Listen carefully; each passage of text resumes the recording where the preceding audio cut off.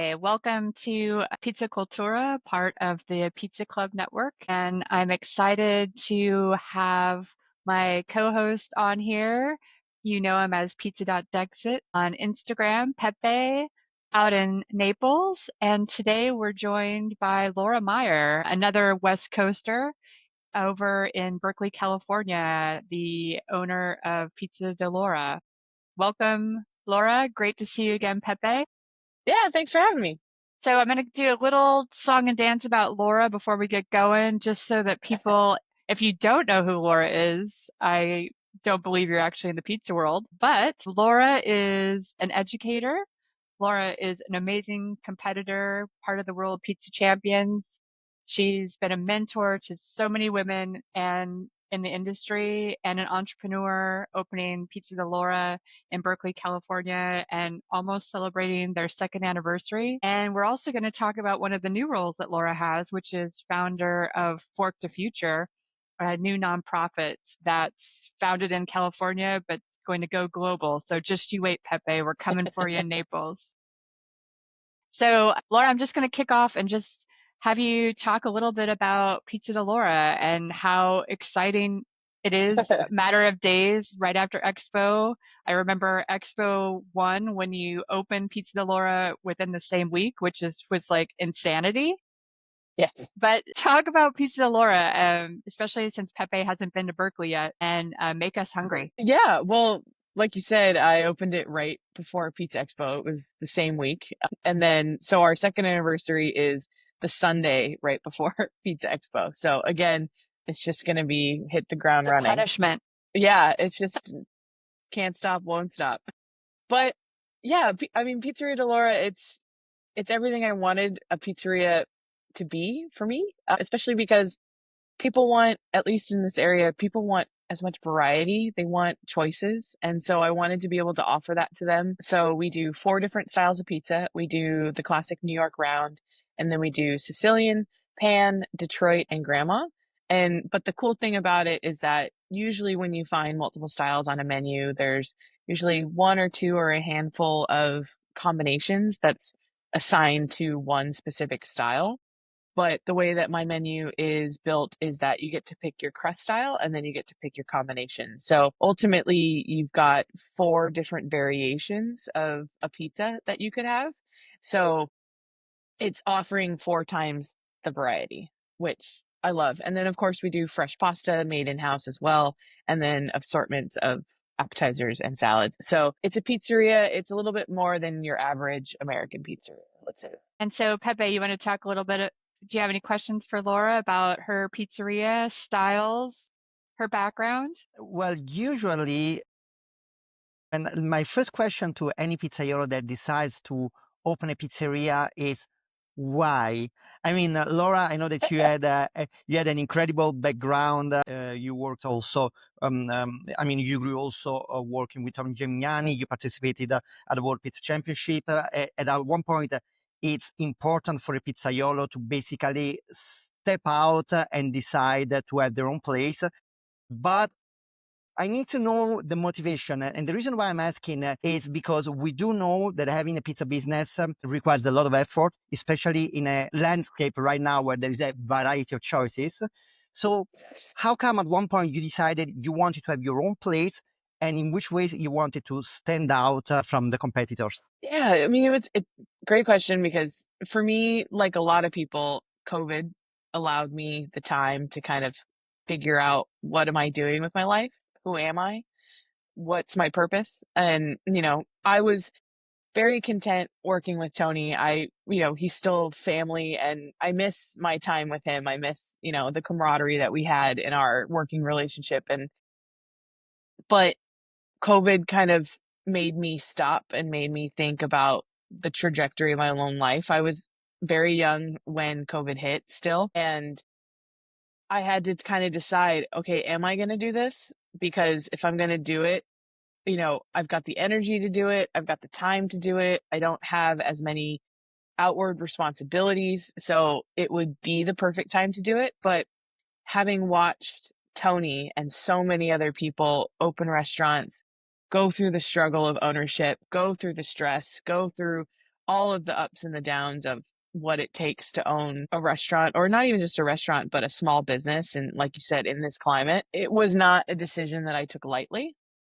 And so I waited until pretty much I had finally decided, okay, I need to do this for myself. I need to be able to put myself in a position where I'm making all the decisions, not just for my own restaurant, but for myself. I finally was at a point where I needed to be the decision maker ultimately in my life. And I wanted the ability to say yes, to say no, to be able to do all these things, but also, have my own voice when it came to food. I wanted to show that I have my own mind and my own thoughts, and Tony has taught me a million different things, but we don't align on everything. I do have things that make me different. And so I wanted to be able to show that to the world. I started off with focaccia, which I absolutely love making. And so that was kind of my like step into entrepreneurship. And then when I finally decided, okay, I'm actually going to do this, I wanted to be able to, like I had said, I wanted to be able to offer as much variety as possible. I knew I didn't want to be in San Francisco. I knew I wanted to be in the Bay Area, pretty much where I was born and raised. And so there was no pizzeria of its kind, like the one that we have, like the one that I have. And so in my area, yes, there's a lot of other pizza, but everyone is just doing one singular style. And they're fantastic. Berkeley actually has really great pizza, but there's no pizzeria where you can go with a big group of people who all have different ideas of what makes pizza great and be able to satisfy more than one, you know, vision of pizza. And so it's what makes us unique to that area. What makes us great. And I'm very happy I did it. Well, I So what, think, now you've been open, oh, so go ahead, Pat. oh, sorry, I just have a follow-up question because Yeah, of course. my question is, you were already a well-reputed pizzaiola. So do you think your name helped you in the beginning of this business, or is just like, I'm starting from scratch? So it's zero marketing, zero knowledge of the area of people around me. So was it hard to start from scratch with your own pizzeria, or your reputation helped you a lot? I think my reputation definitely did help. It didn't not help, let's just say. In the beginning, of course, with marketing and publicity and, having a good, I made a conscious decision to, hire a good PR team and really make sure to put myself out there in the beginning. My name in the beginning, I think, is what people got, it's what brought them in. It's what got them in the door. But the food is what makes them come back. Yeah, it's great that I've got a lot of experience. I've got a lot of awards and all these other things, and that's great. But until you actually try the food, it's just all talk. And so I think my name, the stories, the accomplishments, it's great and I'm proud of it. And it's what people gets people in the door. But the food ultimately is what makes people come back. And I'm proud of that.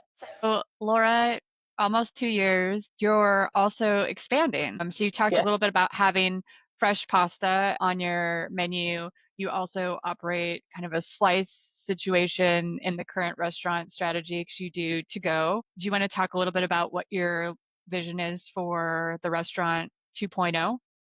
Yeah, I know a lot of people probably think I'm crazy because year one I opened the restaurant, year two I'm expanding. Who knows what year three holds? The but the building that I'm in is perfect for it because I'm on a corner, which is great because I've got ultimate visibility. I've got, all the foot traffic in the world. But because of where I am in the building and on the street, my building goes lengthwise down the street. And so there's been this vacant space right next to me that has been, it's a lot smaller than the restaurant. And I even knew before I opened, okay, I want that space because I know exactly what I want to do with it, especially with where I am in the neighborhood. There's nothing like a specialty market. There's nowhere to buy a good bottle of wine. There's nowhere to buy, some of these specialty ingredients. It's just a grocery store or Trader Joe's, and that's about it. So there isn't somewhere to find some more of these specialty items. And so I knew that I wanted to expand and now I'm finally making it happen. But it's going to be called the Mercatino. So just, it's the little market. That's all it is. And so it's going to be an extension of the restaurant. So we're going to do beer and wine to go, which the wine list, I'm very happy to be able to say that we're going to be focused on female winemakers that are here in Napa, California, but also Italian winemakers as well. But then, of course, it's not solely going to be female owned, but primarily. And then we're going to do a lot of our fresh items as well. So all of our fresh pastas, our sauces, a lot of the things that you find in the restaurant, a lot of things that people ask me for. So you'll be able to find it there. And then in addition, you'll be able to find some other specialty items, dry good type items. And then we are going to do some sandwiches, although I'm not allowed to sell them per my lease, but I'm finding my way around that one. Yeah, but it'll be a really nice extension of the restaurant and a nice place to find some specialty items that's unique to the area. Well, and you're right in Berkeley, so you're right by the school. So you have a lot of alumni as well as Mhm. educators and students coming through looking for things, I'm sure, to complement Always. their palate and make things at home too, especially fresh pasta. Feel like that's like a given for college students. Yeah, Berkeley's been doing a lot of building in the last couple years, and they're finishing up a number of new housing. So whether it's student housing or condos just for rent, there's going to be a big influx of the population in the next coming years. And so I feel like opening now gets my foot in the door before they really rent out all of the places. So I think getting in now is great. Establish myself, get a routine going, get it all nice and tight. And then by the time, they rent out and the population increases by, I think they said 8,000 somewhere in there. It's a Wow. lot. It's going to be a lot of people. And so I'm happy that I'm doing it now. Definitely. Well, you mentioned focusing on women in the wine industry. I would love to talk a little bit about one of the other things you're doing because you just can't stop yourself. So, as founder of a new nonprofit, and would love to talk about your vision. The nonprofit's called Fork to Future, and would love for you to share why this kind of came to be and how it's all coming together now. Yeah, well, when I first opened the restaurant, I wanted my wine list to be very much female forward. And it was really hard for me in the beginning to find those females out there. It was hard because there wasn't any one place to go for me to figure that out. And even when I talked to reps, when I talked to wine reps, it was, I don't really know how to answer that question. I know we have female winemakers, but I don't really know how to answer that question. So it always took a little bit more digging for people to be able to answer those questions about, okay, I want female specific companies and I want to be able to highlight them. And just as I've been going along and, I've been in the pizza industry for about almost 20 years now. And it's always a little bit harder when you ask for, is there a female present? And whether it's an owner of a company, a pizza maker, and whatnot, it's gotten a lot better in the last couple of years. But I just wanted to be able to provide more opportunity and more education. I've been very lucky in my career that I've been surrounded by a ton of really smart, really welcoming people. And, so I feel like the education that I've received has been unique in that respect, in that it's been a full force, unfiltered education. And I wanted to be able to give that back to all the other women in the industry, but not just the women in the industry, but also some of the other underrepresented communities as well. They don't get a lot of attention for them and brought to the forefront. And so I wanted to be able to provide more resources, more community building events, more education, but not just solely for the pizza industry. Because again, we as pizza makers and restaurant owners, there are so many other industries that are required to collaborate in order to make our restaurants go. And there's a lot of events that we do where it's just pizza makers. It's just a wine event. It's just a beer event. And I wanted to be able to bring these industries together. And so I want to do a lot more collaborative events and efforts that pretty much unite the pizza industry with some of the other industries that are underneath the hospitality umbrella. And because there's no reason why, we shouldn't be able to do events that highlight pizza, but also highlight beer and highlight wine and highlight so many other industries like female made chef coats or just all of these other industries that touch and have us all collaborate. So, Fork to Future, there's going to be a lot of talk about Fork to Future at Pizza Expo, and I hope so. exciting news coming out in the very, very near future. Your vision to collaborate and open up to more than just the women in the world, but also the Latina community, the LGBTQ community, anyone and everyone that you can to build this community. What is your mission? My mission? I mean, it's always kind of evolved, but I mean, it's kind of like I said, it's just I want people to have full unfiltered access. And I've always been a believer that knowledge is power. Knowledge is one of the ultimate powers because it's one of the few things that can't really be taken away from you. Once you have it, it's yours. And once you have it, you can do anything with it. And so for me, that's what I've always wanted to give people was I wanted to be able to educate people so that they could then make the best, most educated decision for themselves, regardless of whether it's location that is dictating their choices, whether it's food cost, pricing, whatever the case may be. I want people to have all of the information, and I knew that in order to be able to do that, that had to come from me and this group of people as a singular entity, as opposed to being represented by one or two companies. We all need sponsorship. We all need the support of the companies that we work with. But ultimately, it's business and I respect business. Obviously, I own one. I can't survive without my cheese companies, my sauce companies, my flour companies. I can't provide my community with my business if without them. But ultimately, I have the ability and I have the unique ability to be able to present all of the options because I work for myself.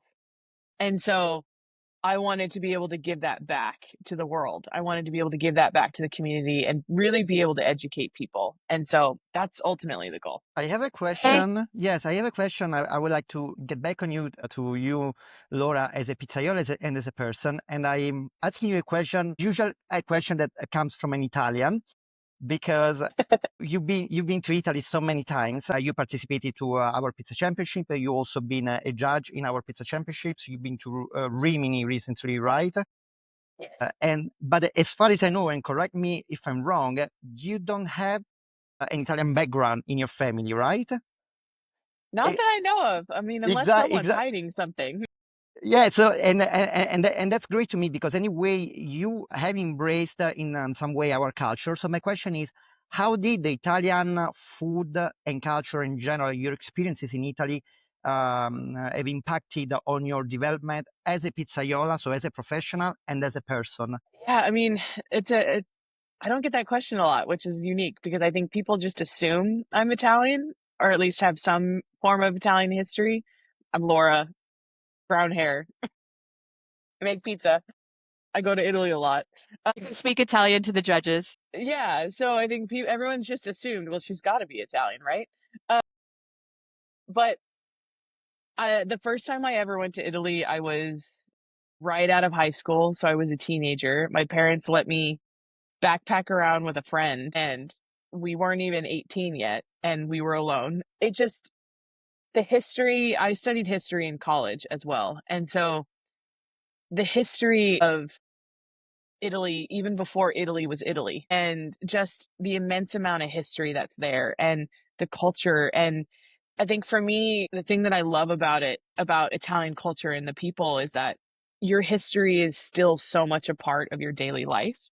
It might not dictate your day-to-day life, meaning like, of course, you're putting on modern day clothes, you're using technology, but your history is so ingrained in who you are as people and your food culture, your language, the way that you act. But it's so ingrained in part of your culture. And as an American, we don't have the luxury of that because the country is still so young. And it's something that has always attracted me to the Italian culture. And of course, to my own ethnic background as well. But the Italian culture, more than anything, it's just your relationship with your history and your food and your culture, it's always been intense, for one. It's always very intense, but passionate, and intensity in the form of passion. It's not intensity in the form of like, oh, I feel unsafe or anything like that. It can come off as very intense. And that to me is also very welcoming. Like, I love that. I love that the Italian people are so passionate about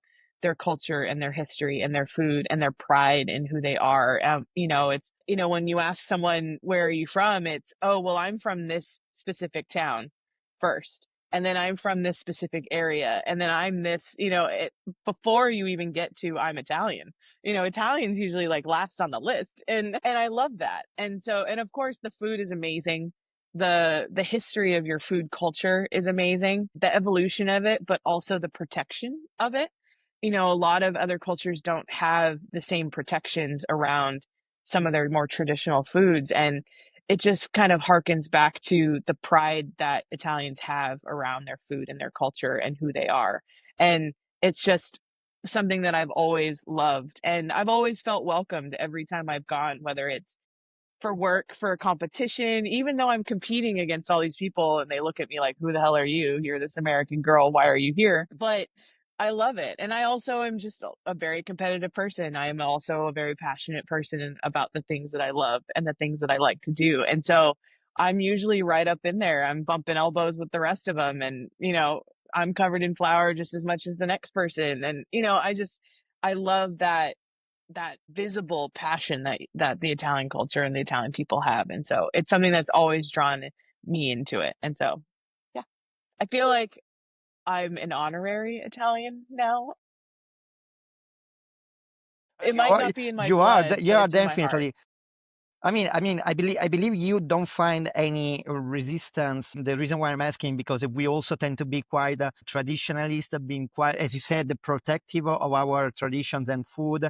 And you said you've always been felt very welcome in our country. But I believe now that anyway, you also build your own reputation, so they do understand that you are a reputable pizzaiola in your own country, and so that's why they call you also for judging the international competition and so on. So I don't know if there's ever been during your process any resistance when you were young and not very well known. Yes, of course. In the beginning, it was very much, who are you? If I just didn't say my last name and I just spoke Italian, most people didn't really question who I was, because my name is Laura. I speak Italian. I make pizza.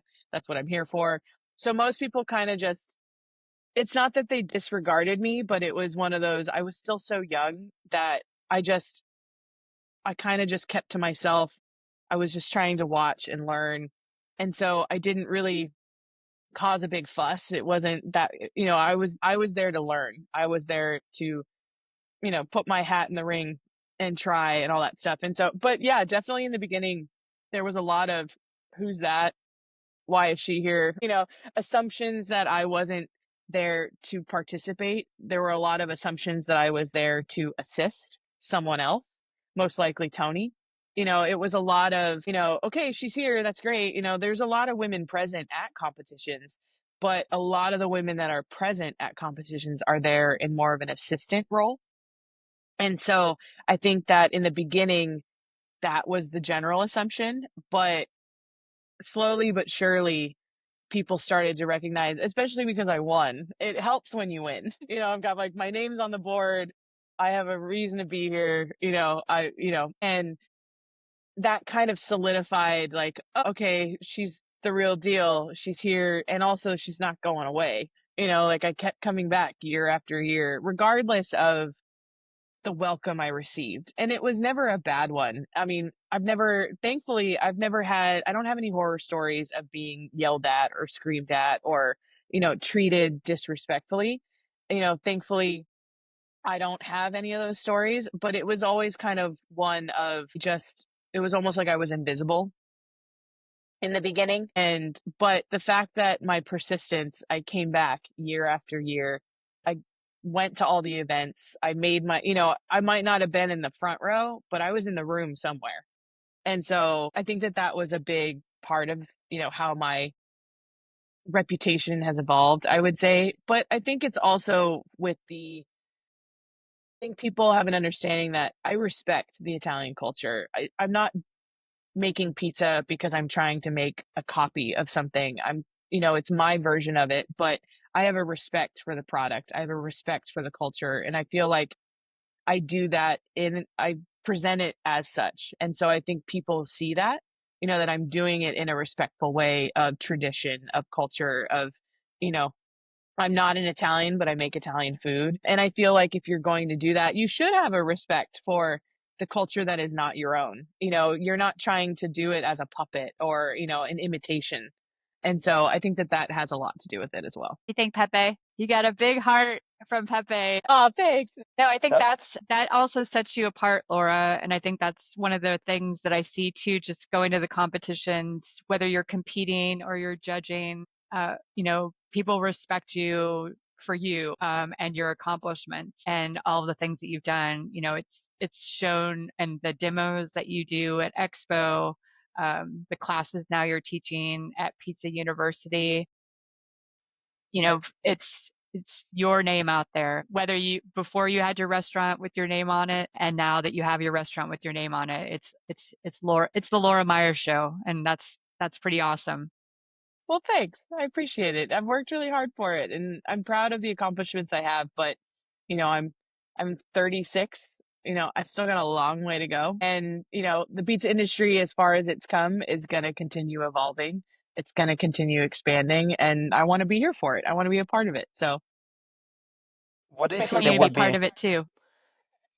And Laura, what do you see there would be? What do you see as big trends for the future in the pizza industry, and how would you like you to leave your mark in the pizza industry for the future? Well, I see a lot more. It's already happening elsewhere, and also in the bread world. But blending, I feel like in the US, you're going to see a lot more blending of flours and then also fresh milled. I feel like we're going to start to see a lot more of that, especially if tariffs and things continue as they are. It's going to put a bigger strain on importing. So we'll see where that goes. But it's not going to stop it, but it's just going to change things.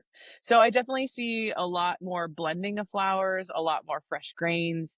Of course, like topping wise, there's going to be trends and, different styles are going to come up into popularity and then ebb and flow. But I feel like flour blending, you're going to see a little bit more domestic flours in the mix. And I'm here for it. I think it's great.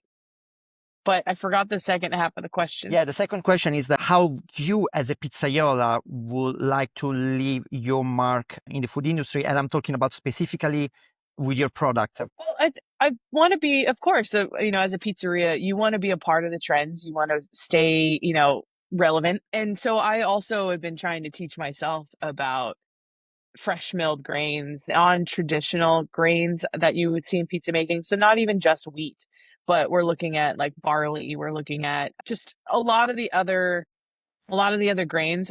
It totally left Ancient my brain. grains. As soon as I said it, it left my brain. But a lot of the more ancient grains, like Steph had kind of said, but a lot of the grains that you just don't typically see in pizza making. I've worked a lot with like spelt and whatnot. I've worked a lot with sprouted grains, and now I'm trying to teach myself a lot about fresh milled grains. And so I definitely want to be a part of that. But I want to be able to constantly offer a great product to my community. And that's really my thing is I don't want my pizza to be stagnant. I don't want the pizza that you have in year 2 and in year 3 to be the same thing I opened with on day 1. My pizza, I want it to be an evolution just as much as I evolve. And I want my community to be able to be okay with that, for one. The pizza is going to change a little bit, and that's okay. But it's all the more reason to keep eating it, to see how it changes and how it evolves. And so I hope that's in my future. Well, Laura, thank you so much for all of your insight into Pizza de Laura, your love and passion for food, and also the amazing place, Italy, and what it has to offer. Can you give us just a little bit about Pizza de Laura, where we can find you? And we're going to be wrapping it up. And Pepe as well, if you want to give people a shout out onto where they can find you as well. Yeah, Pizzeria Delora is located right in the heart of downtown Berkeley. We're really close to the UC Berkeley campus. We're right on the corner, right in the theater district. Come check us out. And for me, it's the usual pizza.dixit on Instagram, Pizza Dixit on Facebook, and pizzadixit.com as a website. You can find me. Just type in Pizza Dixit on the web. So looking forward to more classes that Laura Meyer is teaching. If you head to Pizza Expo 2025, you'll find her all over the place doing demos and classes. And also a shout out to Pizza University in Maryland. If you get a chance to attend her class over there, highly recommend it. And then also look for Laura's feature articles in Pizza Today and a lot of really great information about dough and techniques, fermentation. I'm sure there's going to be something about grains in the very near future. Probably.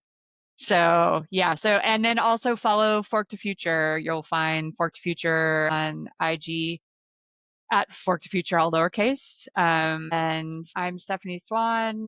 Find me at S Swan and at Modernist Cuisine while we get ready for our next adventure, and follow Pizza Club on YouTube and make sure you like us, and hope to see you again soon. Thanks. All Bye. right.